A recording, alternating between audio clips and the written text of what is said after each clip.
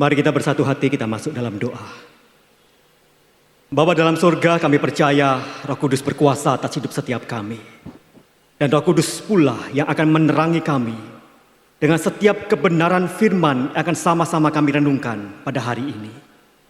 Kami mohon kiranya Roh Kudus juga yang melembutkan hati setiap kami. Agar setiap kali firman Tuhan diberitakan, kami tidak mengeraskan hati kami. Tapi kami mau dengar akan kebenaran firman-Mu Tuhan. Dan ketika firman-Mu itu berbicara bahwa hidup setiap kami, kehidupan kami diubahkan oleh-Mu. Dan sebentar kami akan kembali merenungkan kebenaran firman Tuhan.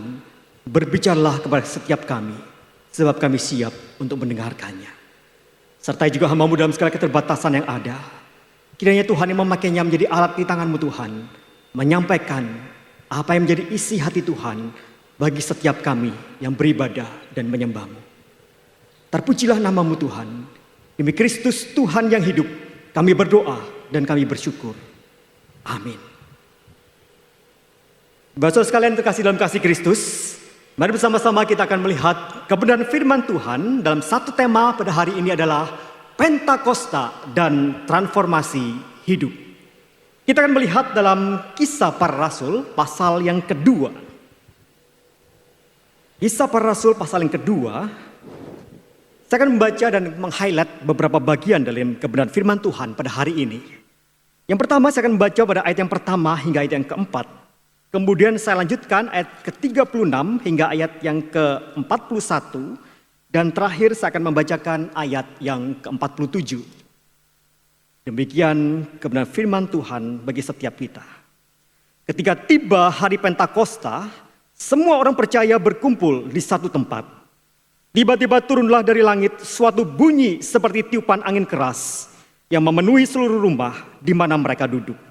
Dan tampaklah kepada mereka lidah-lidah seperti nyala api yang bertebaran dan hinggap pada mereka masing-masing. Maka penuhlah mereka dengan Roh Kudus.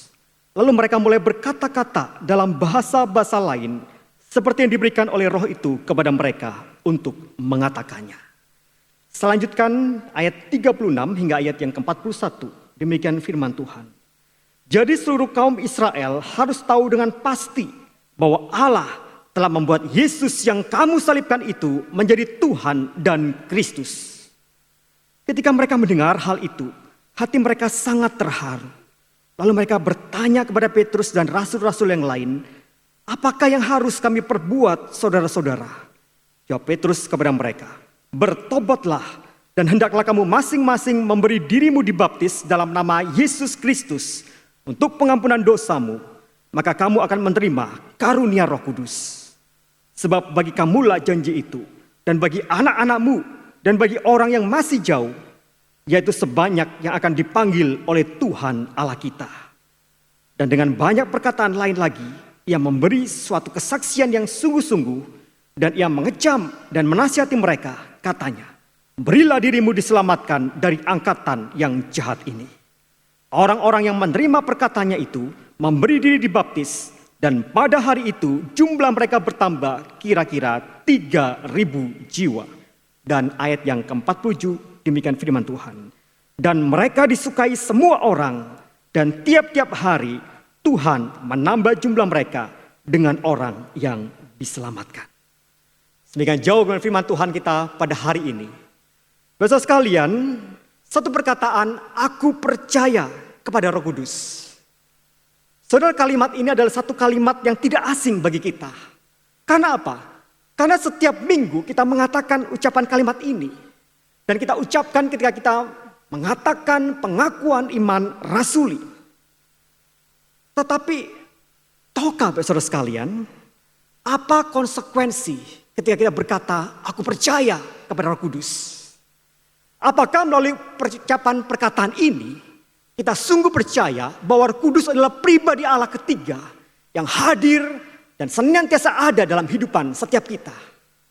Dan apakah kita juga percaya bahwa Roh Kudus yang maha kuasa itu, dia adalah pribadi yang mampu dengan kuasanya mentransformasi hidup kita, mengubah setiap karakter-karakter yang ada dalam kehidupan setiap orang percaya.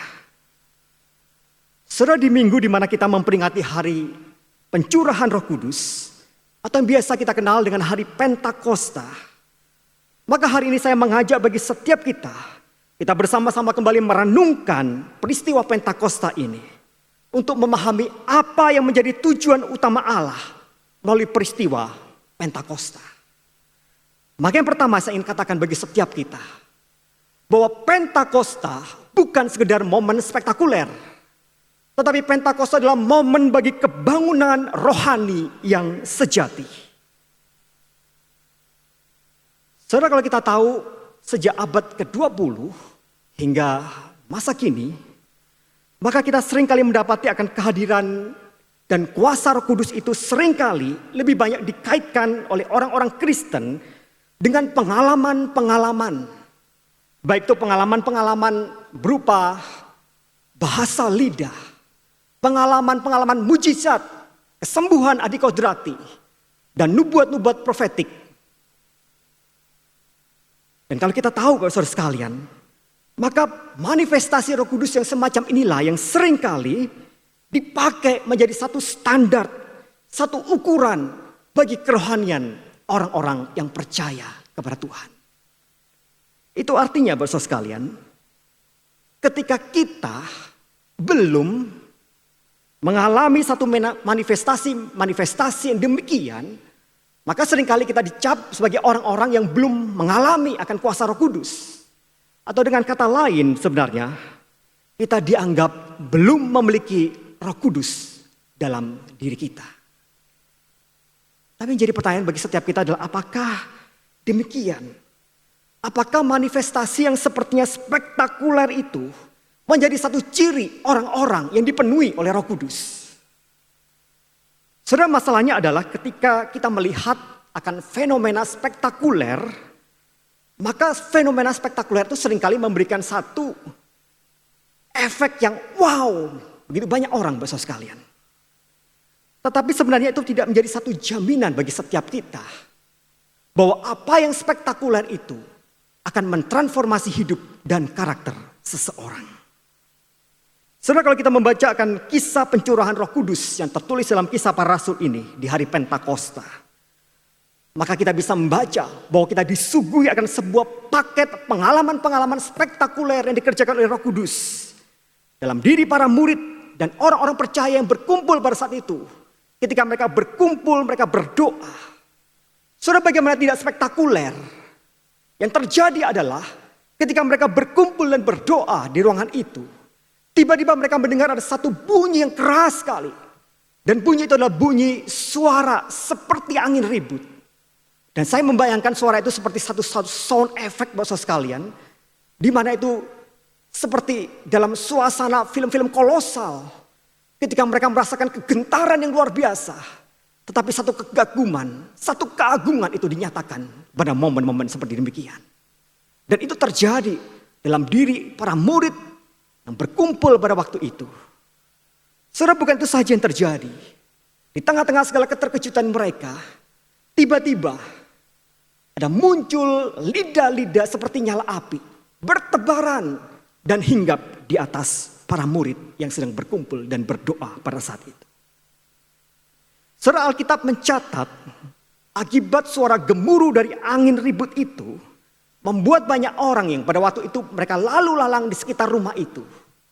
Karena kita tahu momen itu adalah momen hari raya Pentakosta. Dan dalam momen hari raya Pentakosta ada begitu banyak orang dari segala pelosok negeri. Mereka datang, mereka berkumpul di Yerusalem. Dan mereka mungkin lalu lalang di sekitar rumah itu. Dan ketika mereka mendengarkan suara yang keras itu, mereka mulai mengintip, mereka mulai masuk, mereka mulai menyaksikan apa yang terjadi. Satu pengalaman yang spektakuler yang terjadi. Saudara, dua kejadian, angin dan lidah-lidah api, tentu saja menjadi satu hal yang sangat cukup untuk menyatakan sebuah kekaguman yang spektakuler, yang membuat orang akan selalu berkata, wow, this is spektakuler. Tetapi tidak cukup demikian. Karena kita tahu ketika para murid kemudian bisa berkata-kata dalam bahasa-bahasa lain. Seperti yang diberikan oleh Roh Kudus itu untuk mengatakannya. Dan inilah yang menambah keheranan, ketakjuban dari orang-orang yang datang dan menyaksikan fenomena yang ajaib ini.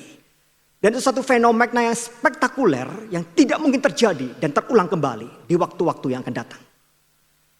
Tetapi apa respon dari orang-orang yang menyaksikan fenomena spektakuler ini?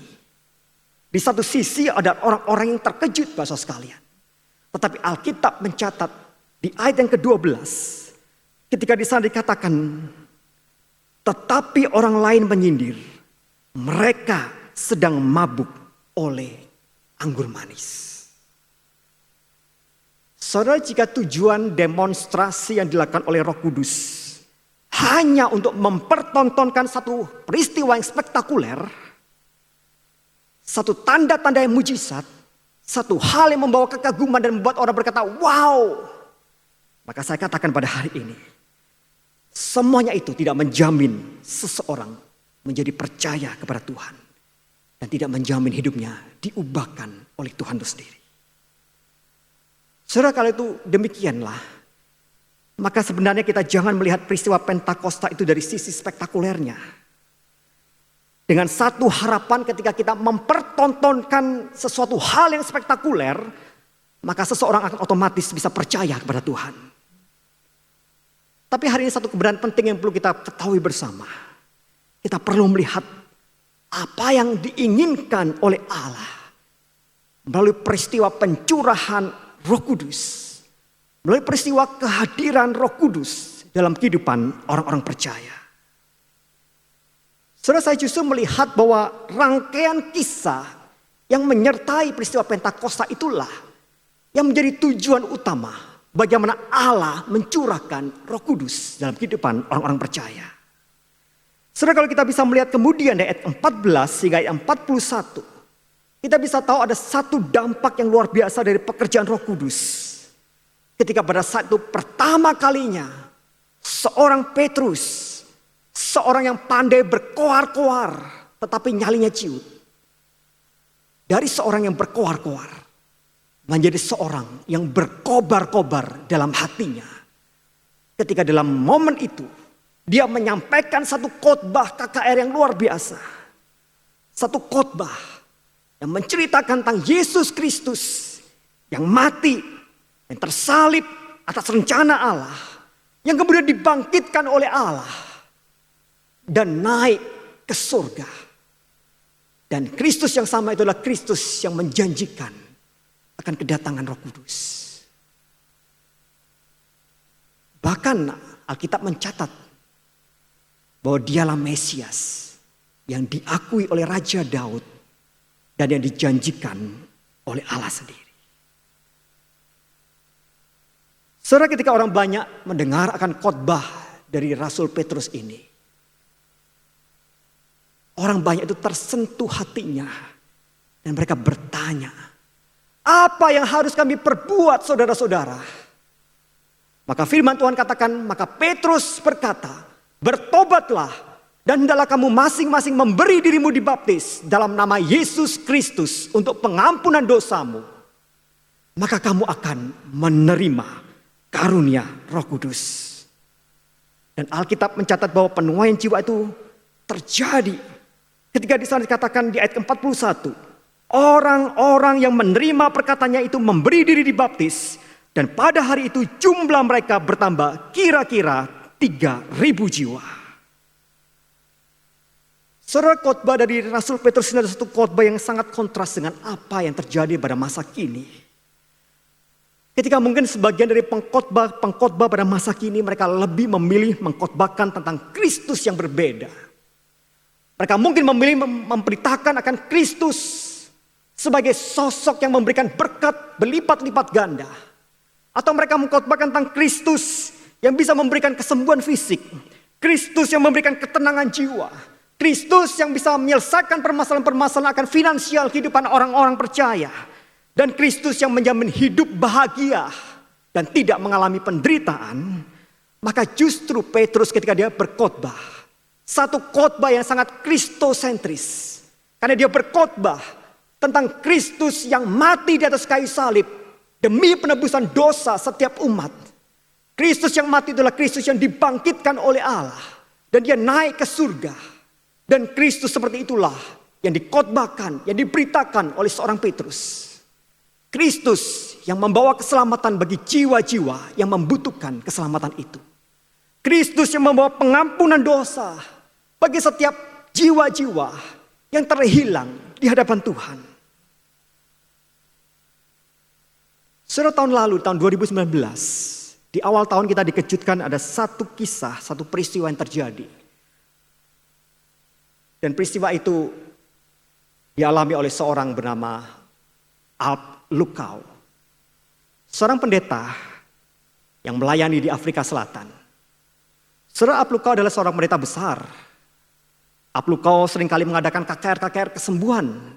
Terutama ketika dia mengadakan KKR kesembuhan di Johannesburg, di Afrika Selatan. Saudara, ketika dia mengadakan KKR kesembuhan dalam sebuah gedung yang dihadiri oleh puluhan ribu orang, maka tiba-tiba dia mendengar bahwa ada sebuah ambulan yang kemudian datang menanti di depan pagar dari gedung pertemuan itu. Dan ambulan itu berisi peti mati. Dan tanpa menunggu lama, Alp Lukau itu kemudian dia keluar meninggalkan gedung itu. Dan ketika dia berjalan keluar, dia disaksikan oleh puluhan ribu orang yang menyaksikan di layar LCD dalam gedung itu. Dia keluar, dia mendapati bahwa ambulan itu kemudian berisi peti mati yang belum tertutup. Dan di dalamnya ada sosok pria dengan pakaian putih.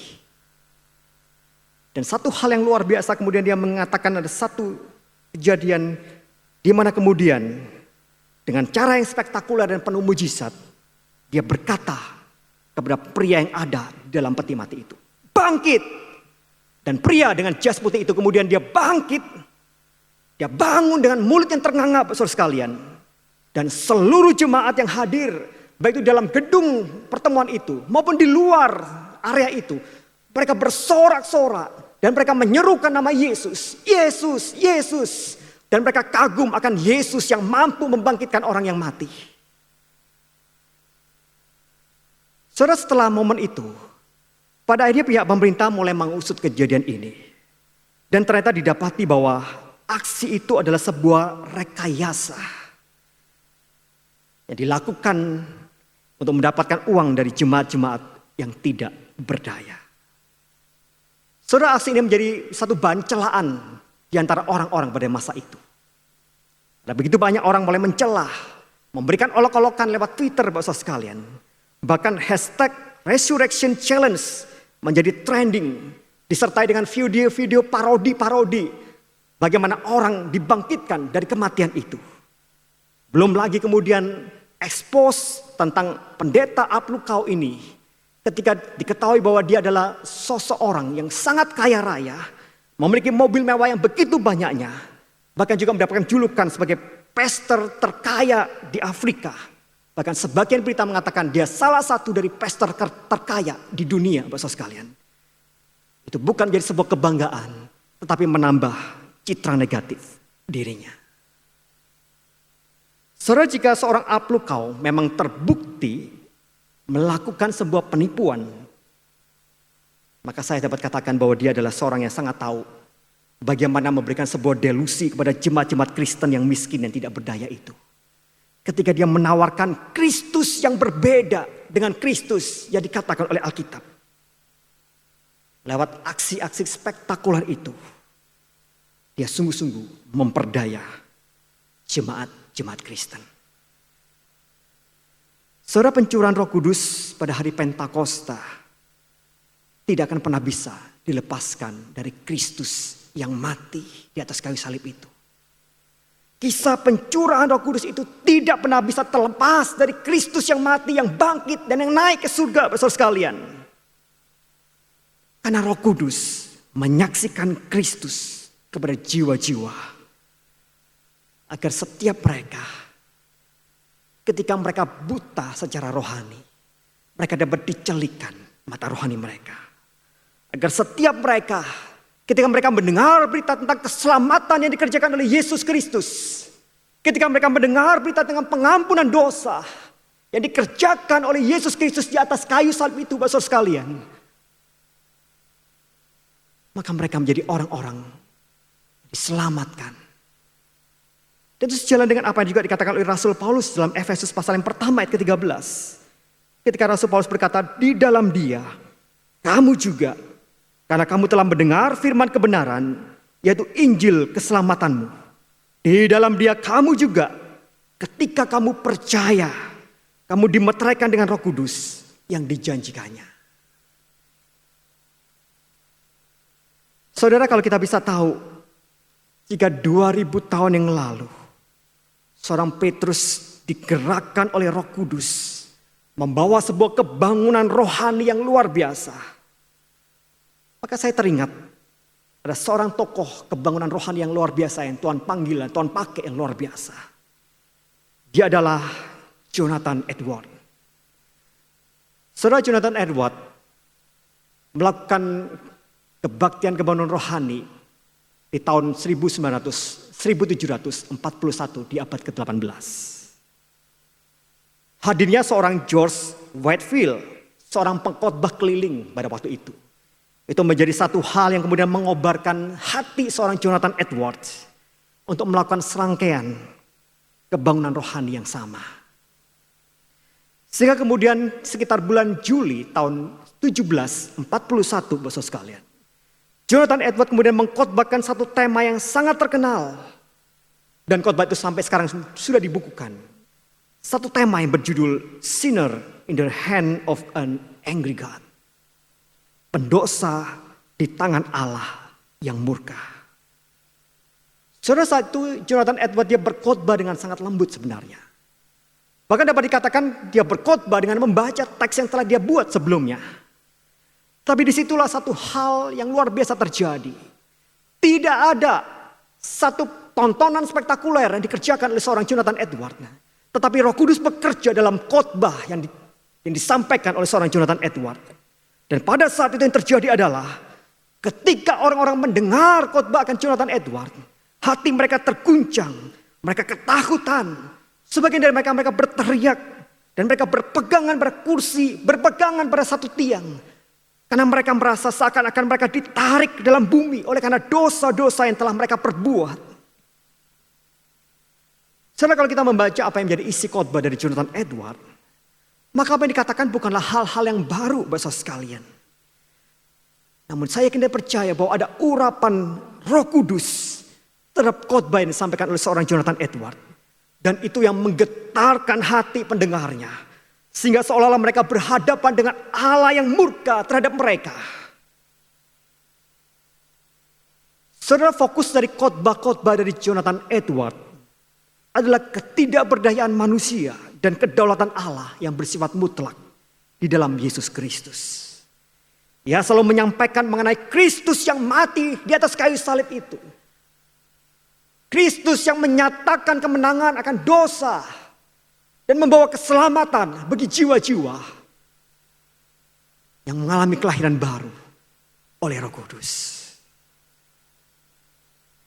Saudara, saya yakin dan percaya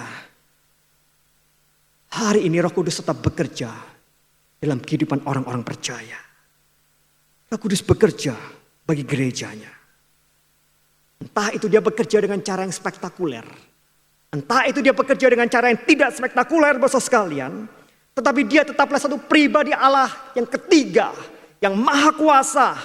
Pribadi yang mampu menggetarkan hati orang-orang ketika mereka mendengar berita tentang Injil. Ketika mereka datang kepada Tuhan. Sehingga mereka pada akhirnya mereka dapat bertelut dan mengaku bahwa Yesus Kristus adalah juru selamat dan Tuhan dan penebus bagi hidup mereka. Itulah sebabnya saya mau katakan pada saat ini, momen Pentakosta bukan sekedar momen di mana Allah Roh Kudus mempertontonkan hal-hal yang spektakuler. Tetapi momen Pentakosta adalah satu momen kebangunan rohani yang dikerjakan oleh Allah Roh Kudus yang memimpin setiap jiwa-jiwa yang ada kepada Kristus. Dan momen Pentakosta adalah momen akan menopang setiap orang-orang percaya. Sehingga mereka dapat berkobar-kobar hatinya untuk memberitakan Injil keselamatan itu. Sebagaimana juga Rasul Petrus ketika dia berkata, berilah dirimu diselamatkan dari angkatan yang jahat ini. Saudara, tujuan kedua dari Allah lewat peristiwa Pentakosta ini adalah bahwa Pentakosta bukan momen menambah jumlah anggota, tetapi Pentakosta adalah momen bagi sebuah pemuritan yang sejati. Saudara, apa yang akan gereja kita lakukan ketika tiba-tiba dalam satu malam KKR ada 3.000 orang kemudian mereka bertobat dan mereka menerima Tuhan Yesus? Apakah kita terpikir ketika itu terjadi maka kita merasakan satu sukacita, kita bersyukur lalu kita mengadakan pesta karena 3.000 orang bertobat pada hari itu, saudara? Tentu saja tidak demikian, Bapak Saudara sekalian. Yang harusnya terpikir oleh gereja Tuhan adalah bagaimana memfollow up 3.000 orang yang sudah terima Tuhan Yesus. Dan ini pula yang dilakukan oleh gereja mula-mula. Ini pula yang dilakukan oleh para murid pada masa itu, Bapak Saudara sekalian. Mereka tidak pernah melupakan apa yang diamalkan oleh Tuhan Yesus. Ketika Tuhan Yesus akan naik ke atas surga, Tuhan Yesus berkata dalam amanat agungnya, ketika Tuhan Yesus berkata, pergi dan jadikan semua bangsa muridku. Mereka mengingat akan itu. Mereka mengingat akan perkataan mereka harus pergi dan menjadikan semua bangsa menjadi murid Tuhan. Dan lagi Tuhan Yesus kemudian menguatkan mereka ketika Tuhan berkata, tetapi kamu akan menerima kuasa kalau Roh Kudus turun ke atas kamu. Dan kamu akan menjadi saksiku. Saudara, dengan kuasa dari Roh Kudus yang telah mereka terima di hari Pentakosta inilah, mereka mulai membangun pemuritan untuk pertama kalinya. Saudara, kalau kita bisa melihat apa yang tercatat dalam ayat 41 hingga ayat 47, maka kita bisa tahu bagaimana pola pemuritan setelah 3.000 jiwa bertobat dan diselamatkan. Dan kisah ini menjadi satu klimaks dari rangkaian catatan Pentakosta yang dicatat dalam Kisah Para Rasul pasal yang kedua ini. Di mana kehadiran Roh Kudus menghasilkan satu kebangunan rohani. Dan kebangunan rohani membawa pertobatan bagi jiwa-jiwa. Dan pertobatan bagi jiwa-jiwa menghasilkan pemuritan. So kita bisa melihat mulai dari ayat 41 hingga ayat 47. Ayat 41 di sana dicatat bagaimana mereka memberi diri mereka dibaptis. Artinya bahwa ada satu follow up dari pemberitaan Injil bagi petobat-petobat yang baru, Bapak sekalian. Kemudian 42 mencatat bahwa mereka bertekun dalam pengajaran rasul-rasul. Mereka bersekutu, mereka membacakan roti bersama dan berdoa. Setelah itu jadi momen kesempatan dan pemuritan berupa pembinaan, persekutuan, ada perjamuan kudus yang sama-sama mereka selenggarakan. Dan mereka juga berdoa di hadapan Tuhan. Ayat 44 hingga ayat 45, Bapak sekalian. Dikatakan bahwa mereka tetap bersatu. Ada satu kesatuan di sana. Dan saling berbagi. Diakonia. Ayat 46 hingga 47 bagian A. Saat dikatakan mereka berkumpul dalam bait Allah dan mereka beribadah. Mereka tidak pernah lupa beribadah. Tapi satu hal juga dikatakan bahwa mereka memecahkan roti di rumah masing-masing. Dan makan bersama-sama sambil memuji Allah. So tidak kita perhatikan ada kelompok-kelompok kecil yang dibangun melalui pola-pola pemuritan ini, Bapak sekalian. Setelah itulah pemuritan yang dikerjakan oleh gereja Tuhan pada mula-mula. Dan pemuritan itu menjadi satu hal yang perlu jadi satu concern bagi setiap kita.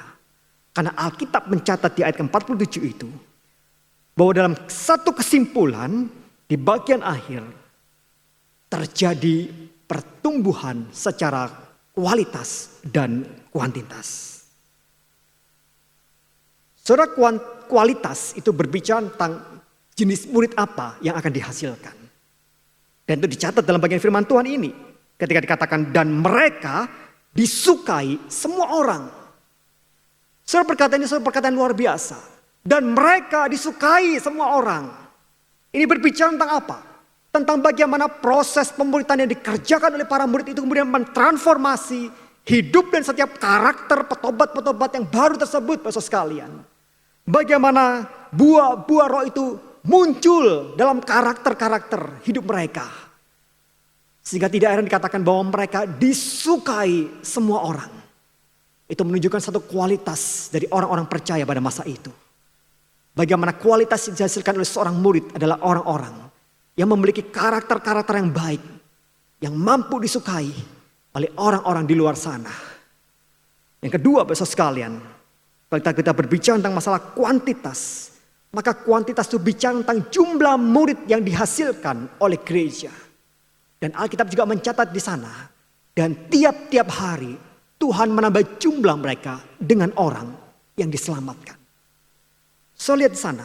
Tiap-tiap hari Tuhan menambah jumlah mereka dengan orang-orang yang diselamatkan. Dampak dari sebuah kualitas yang bertumbuh adalah multiplikasi rohani. Dengan bertambahnya murid-murid yang lain. Saudara, hari ini gereja bisa jadi salah kaprah.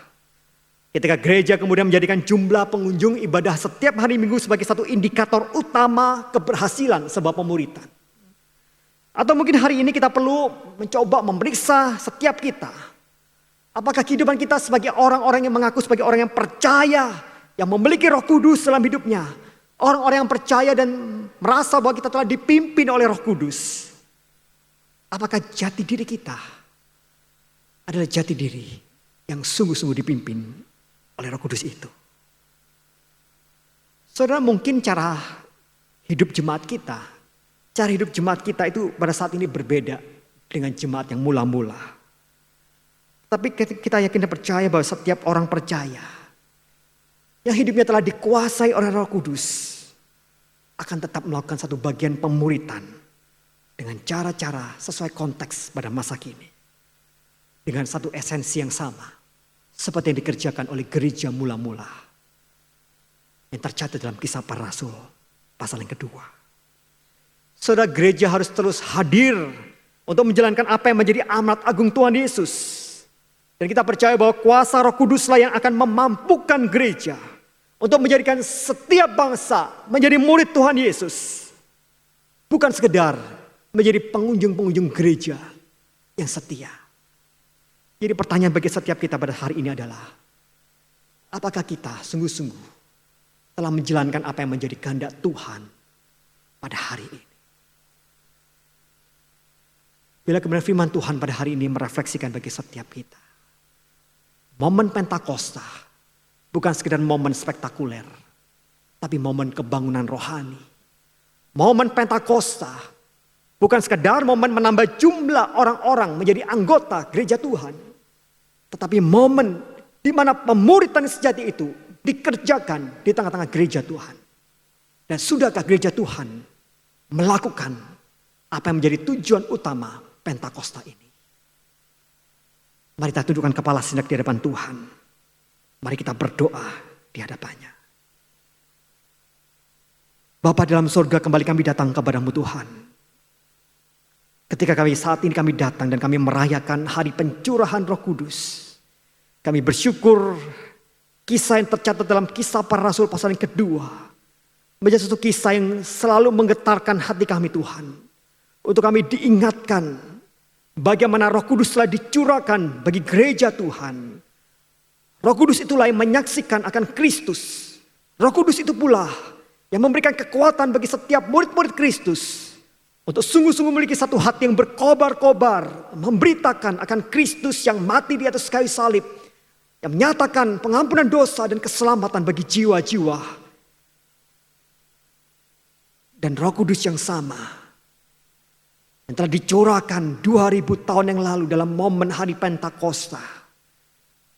Adalah Roh Kudus yang bekerja sampai hari ini. Memperlengkapi setiap murid-murid Kristus. Mengutus setiap orang-orang percaya untuk terus menjalankan apa yang menjadi amanat agung Tuhan Yesus. Dan menggetarkan setiap jiwa-jiwa yang sebelumnya mereka buta secara rohani. Tapi mereka bisa dicelikkan mata rohani mereka. Karena Engkau bekerja ya Kudus di hati setiap mereka. Oh Tuhan, terima kasih untuk pemberitaan firman Tuhan pada hari ini. Dan bila pada hari ini hati kami kembali dapat berkobar-kobar. Dan kami bersyukur Bukan sekedar kami diselamatkan, tetapi hidup kami dipimpin oleh Roh Kudus. Terima kasih Tuhan, terima kasih. Di dalam nama Tuhan Yesus Kristus, kami berdoa dan kami mengucap syukur. Amin.